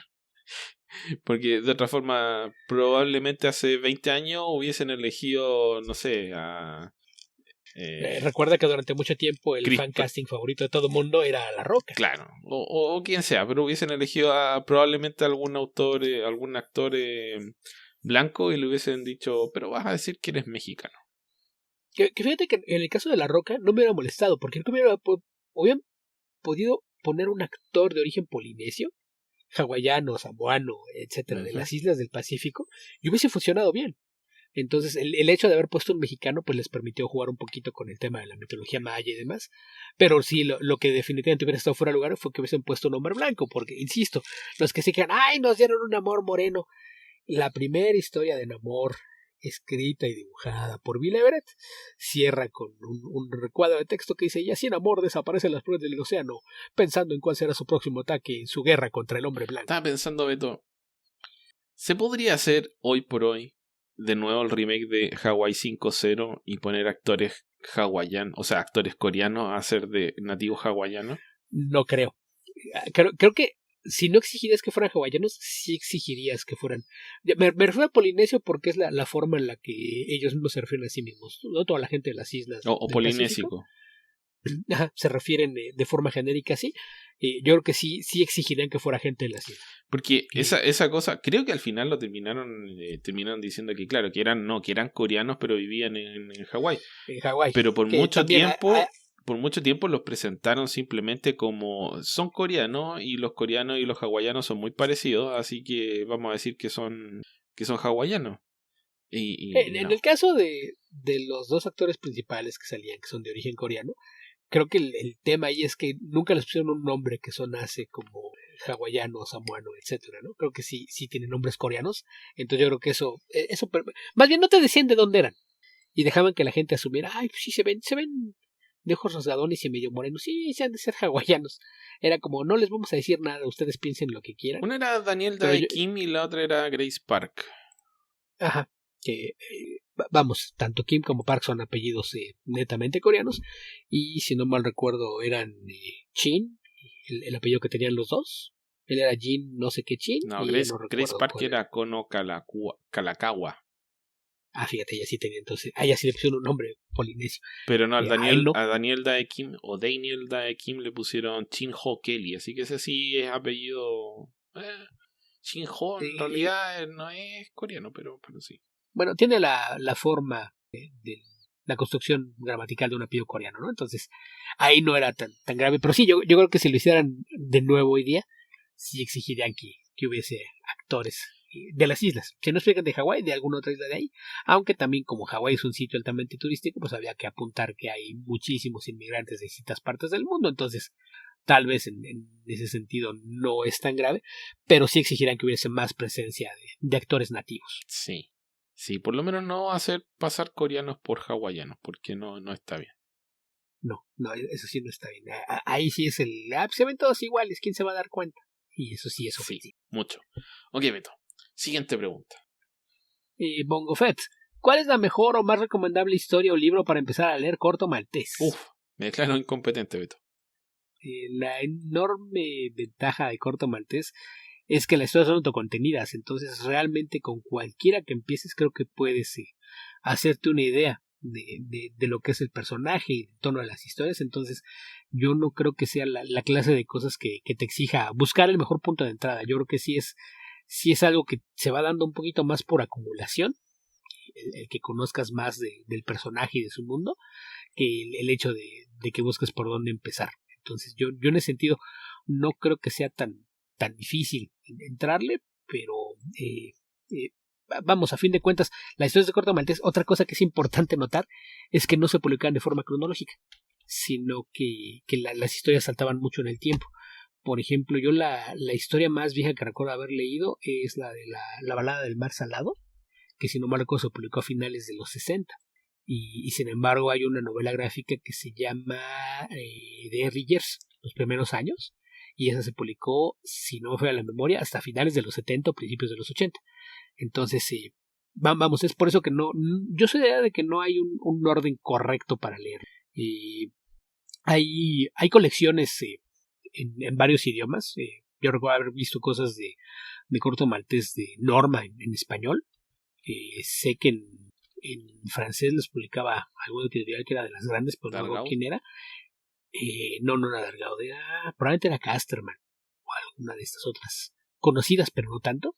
Y en inglés, yo los últimos que vi salían dentro de la línea de Eurocomics de IDW. Y creo que ellos sí le ponían los años. Creo que eso lo aplican como en orden cronológico. Por supuesto que todas las aventuras de Corto Maltés se transcurren en el primer cuarto o el primer tercio del siglo XX. Y si no mal recuerdo, las colecciones, al menos las de IDW, que según yo estaban tomadas de alguna de las ediciones europeas, pero no sé de cuál, sí aparecían así como en los años. Era como 1905 a 1908. 1913 a 1915 y cosas así por el estilo, pero yo creo que sí se puede leer en desorden, no creo que haya mayor problema, además de que hay cómics más recientes que ya no son hechos por Hugo Pratt, pero por ejemplo, si no mal recuerdo, alguno de los escritores que hizo historias en años recientes fue Juan Díaz Canales, que también es un autor bastante bueno. Entonces yo soy de la idea de que en cuanto te pase con un álbum de Corto Maltés, cómpralo, léelo y disfrútalo. Vas a ver que la historia se puede disfrutar sin que requieras mayor información. Ok, siguiente pregunta, Beto. Después tenemos de Yokoi. Si quiero agradecerles el esfuerzo que ponen en responder nuestras preguntas y en especial cuando profundizan y divagan en ellas, que me parece lo más interesante del podcast. También sus opiniones son súper valiosas, aunque a veces difiero, pero escucharlos me ayuda a tener otro punto de vista. Está bien que difieran, no tienes por qué estar de acuerdo con nosotros. Sí, mientras estés consciente de que nosotros tenemos la razón, no hay problema en que tengas una opinión distinta. Sí, ahora mi pregunta. ¿Qué opinan de su audiencia? Que nos ha costado ordeñarla, diría yo. Tuvimos que poner preguntas abiertas para saber quién estaba allá afuera y qué leía y qué les gustaba. Es la parte que no entienden de por qué surgieron las preguntas. Fue la única forma que tuvimos de hacer que alguien interactuara con nosotros. Sí. No había comentarios. De que cada episodio no fuese un angustioso no fuese a lanzar trabajo otra botella al océano. Interna, claro. Porque era lo que creíamos que estábamos haciendo, porque ahí estaban los números, sí tenemos reproducciones, sí tenemos descargas. ¿Quién carajos nos oye? ¿Qué le gusta? ¿Dónde están los comentarios? ¿Por qué nadie se enoja con nosotros? Porque ni siquiera para decirnos, qué idiotas son, cómo se les ocurre decir que esa serie es mala. Que suele ser lo que me motiva a mí a escribirle a la gente cuando dicen, no, me encanta Crisis de Identidad, creo que Brad Meltzer es el mejor escritor del mundo. Y digo, ¿qué? Me encanta Tom King es tan bueno, ¿qué? No, ni siquiera eso les motiva a decirnos cosas, así que intentamos todo. Ese fue también el origen de la sección de ¿qué estupidez hizo Zack Snyder recientemente? También viene de ahí y dijimos, vamos a ver si así generamos una reacción. Y tuvimos que recurrir a abrir las preguntas. Ok, ¿de qué quieren que hablemos? Y fue la única forma como logramos que se diera. Y ahora sí me parece que es un grupo bastante reducido. O sea, si checan la sección en Discord de Comiverso Responde, tal vez hay una docena de personas que aparecen por ahí y son 4 o 5 los que lo hacen de forma constante y varios otros de forma ocasional nada más. En YouTube son un par de personas y en Twitter en alguna época fueron quizás, no sé, 15, 20 personas. Después casi todos se fueron a Discord. Yo diría que menos. Y quedan por ahí 2 o 3 que de vez en cuando asoman todavía la cabeza, pero en realidad no tenemos una opinión generalizada de nuestra audiencia porque no tenemos forma de conocerla. Creo que ese es un punto que a lo mejor mucha gente no termina de comprender. Vamos, tenemos ya un cierto conocimiento del grupo de los más activos, ¿no? Ya incluso tuvimos algunos invitados cuando estábamos haciendo Tierra Prima, pero a fin de cuentas sí, no tenemos el conocimiento, las bases, como para una opinión más generalizada la clase de gente que nos escucha. Quiero pensar que esa falta de comentarios implica que la mayoría de las veces es gente que está de acuerdo con nuestras opiniones. Por eso no hay quien nos venga a plantar y decir, ¿de qué están hablando? ¿Están locos? Probablemente aquellos los ahuyentamos. No tenemos Snyder Brots por aquí, lo cual me parece que en general es bueno, pero pues más allá de eso, yo diría que es gente paciente y que le gusta leer. Es la única opinión que puedo dar. Sí, yo tiendo a pensar lo mismo. No hay mucho más de donde sacar conclusiones. Porque esto de tirar una botella al océano es como un acto de irracional y de locura. O sea, si no tienes ingresos, si no tienes respuesta, si no tienes comentarios, si nadie te dice nada, o sea, ¿qué estás haciendo? ¿Qué estás haciendo con tu tiempo realmente? Entonces, bueno, las preguntas resultaron ser vitales, yo creo que para darle más vida al podcast. Si notan, en la época en la que no teníamos preguntas, en la época en la que salíamos cada 15 días y a veces una vez al mes, porque realmente decíamos, ¿y quién está esperando este episodio? A veces. Entonces, si tú no tienes ganas y tampoco te motiva a alguien de afuera, es como, bueno, no quiero, no tengo ganas esta semana, o me pasó algo, o lo que sea. En cambio, con el tema de recibir preguntas es motivante. Claro, también se puede volver un poco reiterativo, y a veces las preguntas pueden ser también reiterativas o que no dan lugar a desarrollos muy profundos, pero a nivel de respuesta del público, a nosotros creo que nos revitalizó como locutores del podcast. Así que eso es lo que te puedo decir. Nos encantaría que más gente participara y nos mandara comentarios, que fuese para decirnos que estamos hablando tonteras. No, en realidad no nos gustaría recibir eso, pero lo aceptaríamos como parte del trabajo. Vamos, si fuera con argumentos podría ser interesante, ¿no? Pero si fuera nada más de decir, ¿están tontos? Pues no. Pero es lo mismo que pasa con la gran mayoría de las cosas. Yo creo que uno ve televisión, escucha música, escucha podcast y no le está escribiendo a la gente que es autora de esas cosas todo el tiempo. Siempre es un porcentaje menor de la audiencia la que interactúa. Y ya que lo pedimos, afortunadamente respondieron. Pero más allá de eso, no es mucho lo que podemos decir. Si no, nos gustaría que participara más gente, que nos enviaran más preguntas o comentarios o algún correo electrónico sin afán de ser publicado también, que a veces nos llegan. Muy poco, pero nos han llegado. Porque es agradable saber que hay gente allá afuera, Beto. Sí, el saber que no hay algún bot haciendo como que descarga los episodios, sino que si hay gente escuchándolo, siempre resulta un buen aliciente. Sí. Es la savia del podcast. ¿Qué más, Beto? ¿Qué más? Después de eso tenemos de Yokoi. Dice, ¿recuerdan Amalgam Comics? ¿Cuál creen que fue el mejor logrado y cuál es su favorito? ¿Creen que faltó algo? ¿Aguantará la lectura actual o ya quedó como producto de su tiempo? Creo que todas las anteriores, ¿no? Hay 24 cómics, entonces creo que cubrimos toda la gama. Sí. A algunos les faltó algo, algunos aguantan las relecturas, otros sí son producto de su tiempo, pero vamos, esto por ahí le ponía que hablamos esto extensamente en un crossover con el poderoso podcast Comikaze. Sí. Más que crossover, estuvimos de invitados, hicimos un team up. Sí, algo así, porque aparte fue múltiple, porque si no me acuerdo también estaba Mario Viñas, que no era parte del podcast Comikaze, ahora ya lo es, pero sí era Comikaze invitó a Comicverso y a un representante de Capital Comics en aquel entonces. Y hablamos como 2 horas yo diría que fueron como los mejores y peores. El podcast que no quería morir. Comikaze 156 si lo quieren buscar. Y tiene que tener un poco de ánimo y ganas de escucharlo, porque en mi opinión, se hacen un poco largos los comentarios. Pero bueno, si lo que quieren es escuchar mucho sobre Amalgam Comics, aquí cada uno de los invitados tenía que comentar, creo que 2 números. Es que ese fue el formato elegido por Jorge Tobalín, que es el líder de Comicase. Decidió que cada quien leyera 2 y los comentara a fondo. Sí. Y con réplica del resto de los invitados. Entonces sí, se puede hacer un poquito largo, pero si quieren escuchar algo a fondo de manga, pues podría ser por allá. Así que aquí podemos recurrir. No hablamos de todos los números, pero hablamos de al menos 10, creo. O 12. Algo así. Que es bastante.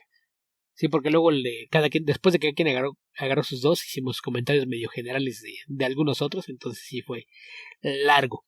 En cuanto a una respuesta más corta, ¿tú qué dirías, Esteban? ¿Cuáles crees que son los mejor logrados o los que todavía se sostienen? Yo creo que hay varios buenos. Hay otros mediocres. Por ejemplo, el de... ya no recuerdo cómo se llamaba, el de Flash. Speed Demon creo que era. Es bastante mediocre. Pero hay unos Flash muy buenos, como el de Spider-Boy. Spider-Boy yo creo que es de los mejores. Thor of the Asgods. Thorion of the Asgods. Doctor Strange Faith. Sí, Super Soldier. Incluso los de Magneto and the Magnetic Men. A mí me gustan bastante. Sí. Igual que el de Lobo de Doc. Sí, que está hecho en el estilo de la serie animada de Batman. Así que no, yo diría que es una historia entretenida. Si no la leen con demasiadas aspiraciones y no esperan que sea una obra de arte, es un cómic entretenido. Así que yo creo que sí vale la pena revisitarlo como lo que es, la curiosidad que es. En la medida que tengan interés por ese tipo de cosas, tampoco es obligatorio. Sí. Tampoco le voy a decir a alguien, no, tienes que leer Amalgam. No, nadie tiene que leer Amalgam, pero si lo quieres leer, dale. ¿Por qué no? Sí, nada más aclarar que el Lobo de Doc no está hecho en el estilo de la serie de Batman. ¿Cuál era? Ese fue el Legends of the Dark Claw. Ok, perdón. Que ese que está hecho en el estilo de la serie de Batman es bastante divertido. El otro que está hecho en un estilo más serio es bastante malito. Y el de Lobo de Doc es una parodia. Tal cual es Alan Grant dando la persona del lobo a Howard the Duck. Okay. Así es de que nada que ver con... Lo que no me acuerdo es quién era el artista. ¿Era Val Semix, me parece? No lo sé, Beto, no recuerdo. Pero lo voy a buscar. Sí, pero no era el que estaba hecho como la serie de Batman. Ese era uno de los 2 números que salieron de Dark Claw. Que era esa mezcla de Batman y Wolverine. Ok, Beto. Siguiente pregunta. Y de ahí pasamos a Eliezer, que dice, ¿qué opinan sobre la serie BPRD del universo de Hellboy? Bueno, siguiente pregunta, Beto. En general, bastante buena. Con lo disparado que pasa una antología, pero bien. De ahí pasamos a una de esas historias, a una de esas preguntas que, insistimos, necesitamos un poquito más de que sean concisos con lo que quieren saber. Dice Arturo López, ¿cuál es la diferencia entre Plastic Man y Elongated Man? Uno es Hilo Bryan, el otro es Ral Difney. 2 personas distintas, 2 personalidades distintas, poderes similares. Sí. Ahora, Plastic Man, digamos, la extensión de los poderes generalmente se interpreta que Plastic Man es más maleable, que puede adquirir cualquier forma. En el cambio, Elongated Man es más que se puede estirar, como en Mr. Fantastic. Mira, las traducciones literales son el hombre de plástico y el hombre estirado. Claro. Creo que eso dice mucho. Ahora, a nivel de personalidad son muy distintos. Hilo Bryan era originalmente un criminal que cayó en unos desechos tóxicos, adquirió los poderes de Plastic Man y además eso le causó una alteración de la percepción. Por lo menos así lo interpretaron las versiones modernas. Entonces, está básicamente loco. O a efectos prácticos es como que fuese un personaje. Es como... ¿quién mató a Roger Rabbit? No, ¿cómo? ¿Quién engañó a Roger Rabbit? ¿Quién engañó? Que tiene estos personajes que son de caricatura dentro del universo más realista de otros personajes. Entonces Plastic Man en muchos casos funciona como un personaje de los Looney Tunes dentro del universo DC. Sí, tiene una cierta desconexión de la realidad. Claro. Que no llega a ser una esquizofrenia o psicosis, pero sí lo hace actuar como si estuviera... Claro, y tiene la percepción alterada. De hecho, cuando aparecía la JLA de Morrison, que yo diría que si no fuese por eso la gente probablemente se habría olvidado de él. De ahí no apareció hasta la serie de Kyle Baker, 2005. Algo así. El personaje era... Básicamente estaba... dependía de Batman. Si no fuese por Batman no estaría en la JLA y era porque le tenía confianza a Batman y Batman decía, bueno, podemos depender de él. Tiene un protagonismo inusual en la serie. JLA Avengers. Y Elongated Man era un personaje, a propósito de lo que hablamos hace un rato de Martian Manhunter, Elongated Man era otro de los personajes protagonistas de Detective Comics. Era Batman, Martian Manhunter, Elongated Man, varios más. Elongated Man eventualmente pasó a ser un personaje que apareció en las historias de complemento de Flash. Y diría que a fines de los 70 desapareció con una serie propia. Recuerdo que tuvo una miniserie, creo que escrita por Mark Waid, si no me falla la memoria, por ahí por el 88, creo. No recuerdo quién la dibujó. O fue la de Metamorpho la que hizo Mark Waid. Güey, es una de Metamorpho. El Elongated Man no me acuerdo. Ya. Bueno, también hubo una de Elongated Man. El personaje de ahí pasó a ser integrante, o sea, antes, en los 70 pasó a ser integrante de la Liga de la Justicia, se quedó ahí hasta Crisis de las Tierras Infinitas. Después pasaron un par de años y se integró a la Liga de la Justicia Europa, donde se quedó muchísimo tiempo. Ha cambiado de traje varias veces. Y diría que después de que cierra esa serie y básicamente desaparece, pierde el protagonismo, el personaje no lo retoman hasta que se le ocurrió a Brad Meltzer que mataran a su Dibny, como la gran tragedia de Identity Crisis, que es la que desata las investigaciones.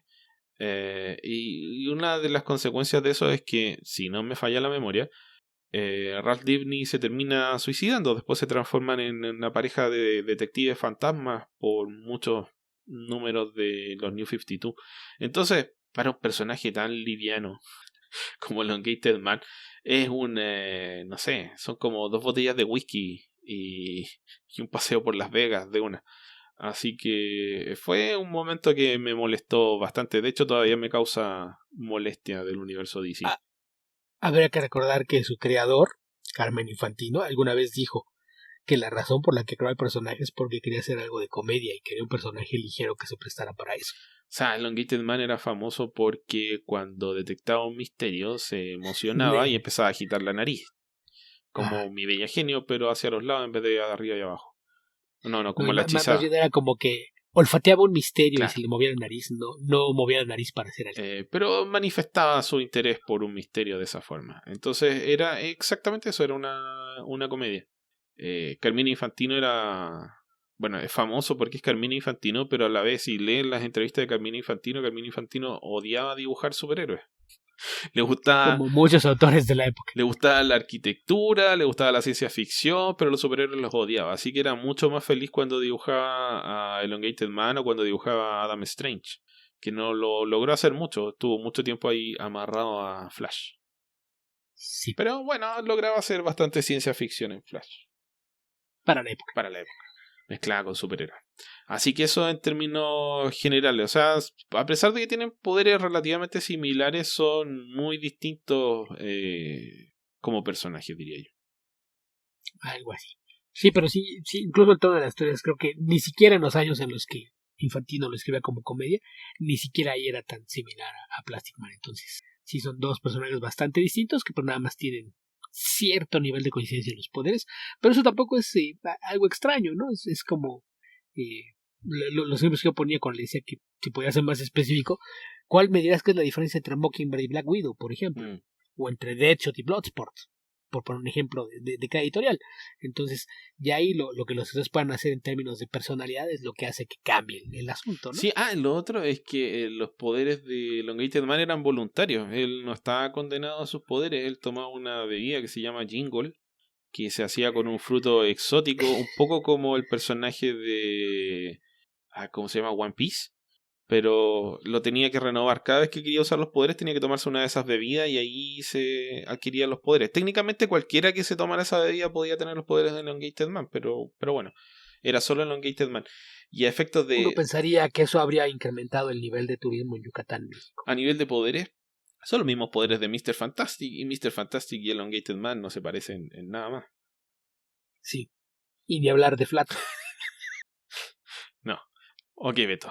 Creo que con eso terminamos todas las preguntas. Según yo, sí, no quedó nada. Excelente. ¿Qué te parece si comentamos algo más? Me parece bien. ¿Qué leíste o qué viste? ¿Qué otra cosa viste esta semana, Beto? Pensé que desde la semana pasada dijiste que querías comentar el primer episodio de Mandalorian. Sí. ¿Lo viste? Sí. Ok, ¿qué te pareció? Sí, la semana pasada grabamos el miércoles, entonces tú lo viste muy temprano, yo no lo había visto entonces, pero sí, yo lo vi ese día más tarde. Okay. En general me gustó. Creo que a veces el tema cuando tienes una nueva temporada en una serie es que tienes que ir contra las expectativas, ¿no? Todo el mundo estaba esperando algo espectacular o grandioso y pues sí, generalmente no funciona así. Entonces en términos generales me gustó, fue como poner las reglas de cuál será la búsqueda en la que se va a embarcar el héroe en esta nueva temporada. Y ves un poquito de cómo está la situación con el resto de los mandalorianos después de lo que pasó con el Darksaber, el estado de Bo-Katan. Ya por ahí nos dijeron que probablemente no volvemos a ver a Cara Dune, lo cual dudo que alguien la vaya a extrañar. Vimos también cuál es el estado actual de Nevarro. Sí. Kif Garga. No mataron a Cara Dune, pero ya aclararon que no va a aparecer. Mira, cuando un personaje dice, es que fíjate que pasó por aquí el ejército revolucionario y la reclutó y se la llevaron hasta el otro lado de la galaxia, ve tú a saber si algún día la volveremos a ver. Y eso combinado con una declaración un par de días antes del estreno del episodio, que en una entrevista les preguntaron a Dave Filoni y Jon Favreau si pensaban castearla o qué iban a hacer, dijeron, tenemos cientos de personajes, ¿por qué preocuparnos por qué hacer con uno cuando tenemos muchos más que podemos usar en nuestras historias? Es una lástima porque el personaje me gustaba, pero obviamente que sí. había que dejarlo de lado. Sí, entonces eso o hacer un recast y luego pues eso a veces se complica porque hay gente a la que le molesta, sobre todo cuando es una persona conocida la que estaba detrás de, y probablemente si hace un recast pues van a salir todos los simpatizantes de la extrema derecha a hablar de otra vez de la cultura de la cancelación y de que no sé qué, y para qué quieres buscarte problemas ya gratis. Sí, mejor ignórala, no la vuelvas a usar y punto final. Ya eventualmente podrás a lo mejor crear otro personaje que te permite hacer algo con los Rangers de una forma interesante y no tener que volver a lidiar con esta persona. Sí, Beto, yo quedé a un momento que estaba viendo este capítulo y dije, ¿por qué? Porque lo entiendo, pero a la vez digo, esto no tiene sentido. Para aclarar, cuando parte el episodio vemos a la... ¿cómo se llama el personaje que hace Emily Swallow? No sé si decirle la forjadora o cuál sería el término correcto, pero es la encargada de fabricar las armas y armaduras de los mandalorianos. O la armera podría ser, también. Que es también como la líder espiritual de los mandalorianos. Está bautizando a un nuevo... Perdón, aquí hay que aclarar algo que a mucha gente le sigue confundiendo, de la parte militante de los mandalorianos. Sí. La que algunos otros ven como la secta. Claro. Una secta muy fanática de mandalorianos que creen en varias cosas. Específicamente lo que creen es que no hay que sacarse el casco para efectos prácticos. Y que su mundo tiene propiedades mágicas que no se repiten en ningún otro. Sí, son como super nacionalistas. Algo así. Y están los que son más prácticos y les vale, y son los que te vean convertidos en mercenarios, en donde pues los ejemplos más claros pues obviamente serían Boba Fett y Bo-Katan. Más Jango que Boba, pero sí. Y Bo-Katan Bo-Katan en realidad es una líder guerrera, porque de cazarrecompensas hasta donde yo sé no ha sido nunca. Aparece más en Rebels. Y es aspirante al trono de Mandalorian. Es como una figura trágica. Ella tiene como la intención de ser el rey Arturo y unificar a su pueblo, pero el pueblo no quiere que ella los lidere. Entonces su afán es conseguir el sable negro, que tiene propiedades mitológicas y bueno, también tiene otras propiedades físicas, pero mitológicas, tiene un carácter mitológico. Completa la metáfora, Esteban. Es el Excalibur. Es el Excalibur de los Mandalorianos. De Mandalor. Entonces ella quiere ese sable negro, no se lo entregó el Mandaloriano, por eso lo... ¿Podríamos decir la espada en el Beskar? No está, ya, digamos que sí. Pero bueno, ahí se anticipa que va a haber un conflicto entre los dos, porque Bo-Katan aceptó a regañadientes que se quedara con la espada Jyn. Es que la cosa es que no puede aceptarlo, ¿no? Lo tiene que derrotar en combate. Lo tiene que ganar. Él está dispuesto a entregárselo, pero ella necesita ganarlo en combate.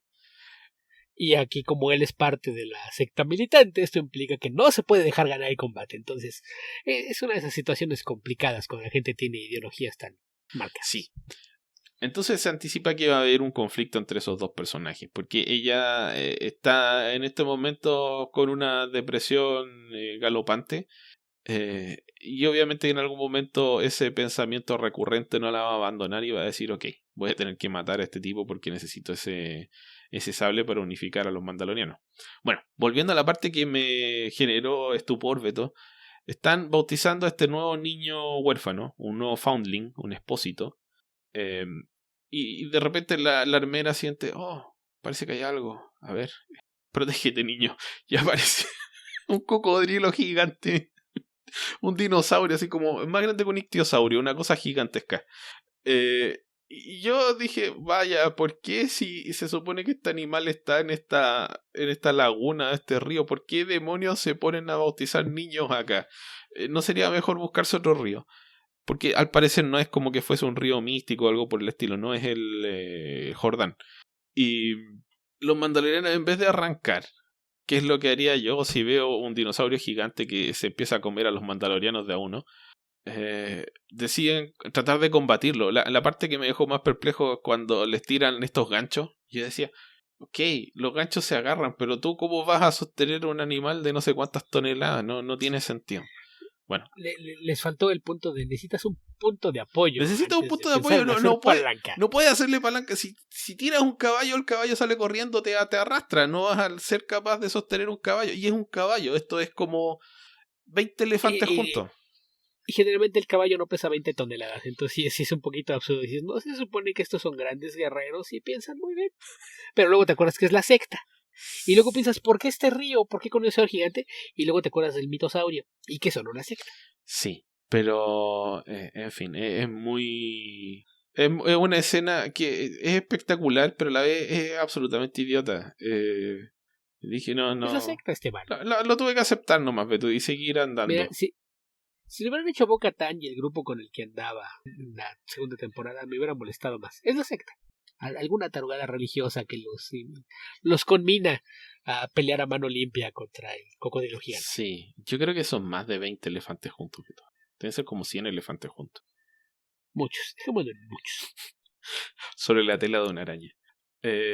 Bueno, más allá de eso, lo otro chistoso que le encontré a este episodio es que cada vez que tiene, en vez de llamar por teléfono, cada vez que tiene que hablar con alguien, se sube a la nave y viaja por el hiperespacio hasta otro planeta.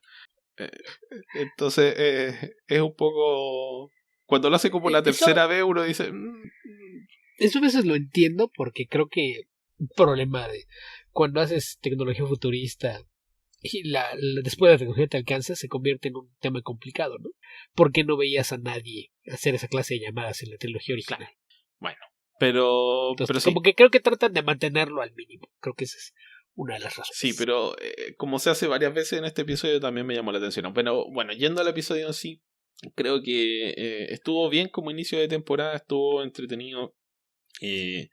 Creo que plantean varios conflictos posibles, lo que es obviamente necesario para una nueva temporada. No hay mucho Grogu, más allá de que aparece y es tierno como siempre, no hay demasiado interés todavía por Grogu.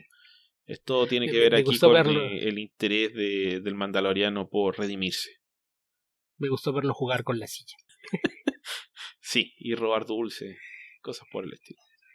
Tratar de secuestrar a los mecánicos porque le parecen tiernos. Es como abrazarlo hasta la muerte más que secuestrarlo. Sí. me recordó a Elvira de los Tiny Toons. Ah, sí. Bueno, aquí estos mecánicos que yo recuerdo aparecen solo en la última trilogía, en el último episodio, que estaban en el planeta de la Sori Bliss, que es Creo que sí. el robot que le quita el bloqueo a Citripio del mensaje de... claro, de la traducción del mensaje que estaba en... fue en ese... Bueno, en uno de esos episodios... Que trabaja con Citripio, me acuerdo. Que creo que fue en el último episodio, ¿no? Pero el bloqueo del mensaje de que estaba en el código SID, ¿sí fue en el último episodio o no? ¿En el noveno?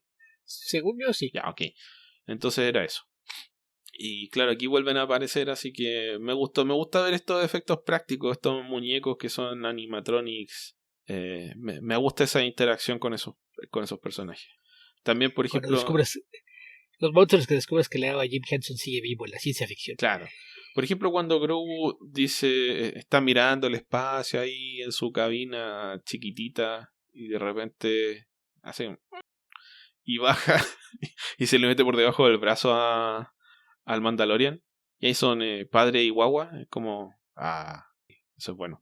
El otro momento interesante es cuando van viajando por el hiperespacio y ve unas sombras que son, bueno, yo las reconozco como las ballenas que viajan por el hiperespacio que aparecen al final de la última temporada de Rebels, que son los que se llevan a Ezra en el final de temporada cuando Ezra detiene ¿cómo se llama? El mono azul Tarkin. No es Tarkin. Tron. Tron. El gran Admiral Tron. Sí. Así que si traen de vuelta a Ezra Miller, no sería una mala cosa, diría yo. Que creo que es algo a lo que han ido poniendo Ezra pistas Bridger, por aquí, no es Ezra Miller de nuevo. Otra vez. Ezra Bridger. Si traen de regreso a Ezra Miller, después sigue otra vez Gina Carano y no, ya pasamos por eso. No van a regresar. Ahí sí que matan a los mecánicos, Beto. No, Ezra Bridger.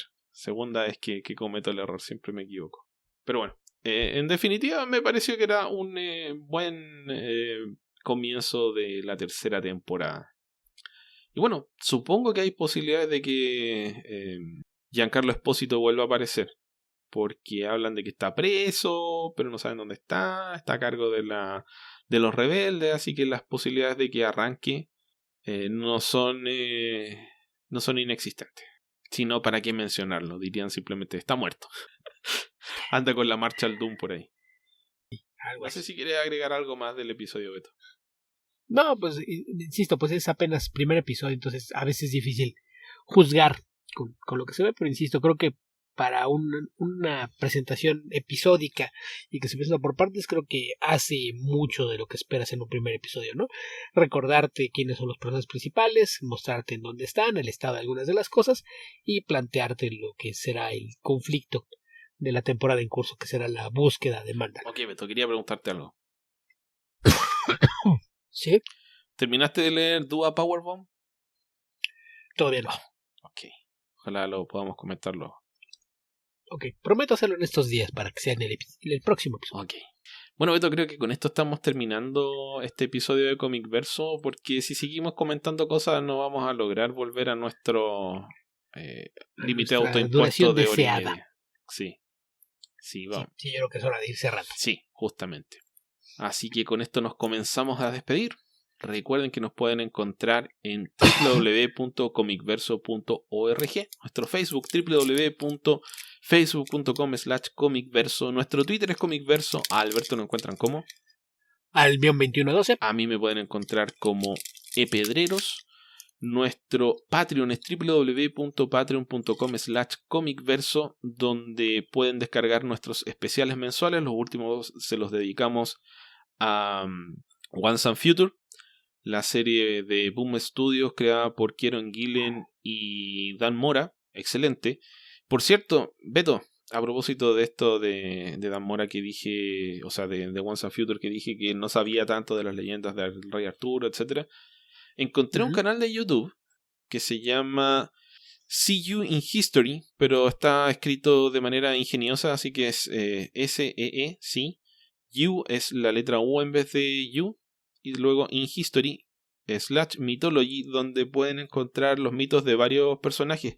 Hay un compilado de la temporada número 1 de las leyendas del Rey Arturo, que no es la historia completa del Rey Arturo, es como la historia del Rey Arturo hasta antes de la aparición de Lancelot. Y está acompañado de ilustraciones de un dibujante, creo que es de origen brasileño, pero no estoy completamente seguro, que se llama Caio Felipe. Y también creo que está disponible en español, pero yo lo vi en inglés. Así que si quieren saber un poco más de esas leyendas y de otras tantas, porque hay de varios otros mitos, Ragnarok, dioses griegos, etc., lo pueden buscar ahí. También hay pequeños cortos con algunos de los caballeros de la mesa redonda, así que si quieren saber un poquito más de una manera muy resumida, lo pueden ver en esos videos de YouTube. Okay. Y bueno, aparte de nuestros especiales mensuales, como el que les mencioné de Once and Future, está la publicación anticipada de cada nuevo episodio de Comic Verso, que se hace 24 horas antes de la publicación oficial en nuestro sitio y en nuestros, plataformas anexas. ¿Algo más que agregar, Beto? Y nada, recordarles que más allá de quienes nos apoyen en Patreon, nos ayuda a que difundan la existencia del podcast, o como bien propone el buen Ricardo Pérez, que funden la Comic Verso Guerrilla para ayudarnos a difundir la existencia del podcast. Sí, recuerden que a Beto también lo pueden encontrar en los podcast amigos, en el poderoso podcast de Comicase, y también en el podcast de la ciencia y la ficción del amigo Héctor McCoy. Habitantes del futuro, donde sea que estén y cualquiera que sea el momento en el que estén escuchando este podcast, que tengan ustedes muy buenos días, muy buenas tardes o muy buenas noches. Cuídense mucho. Hasta la próxima.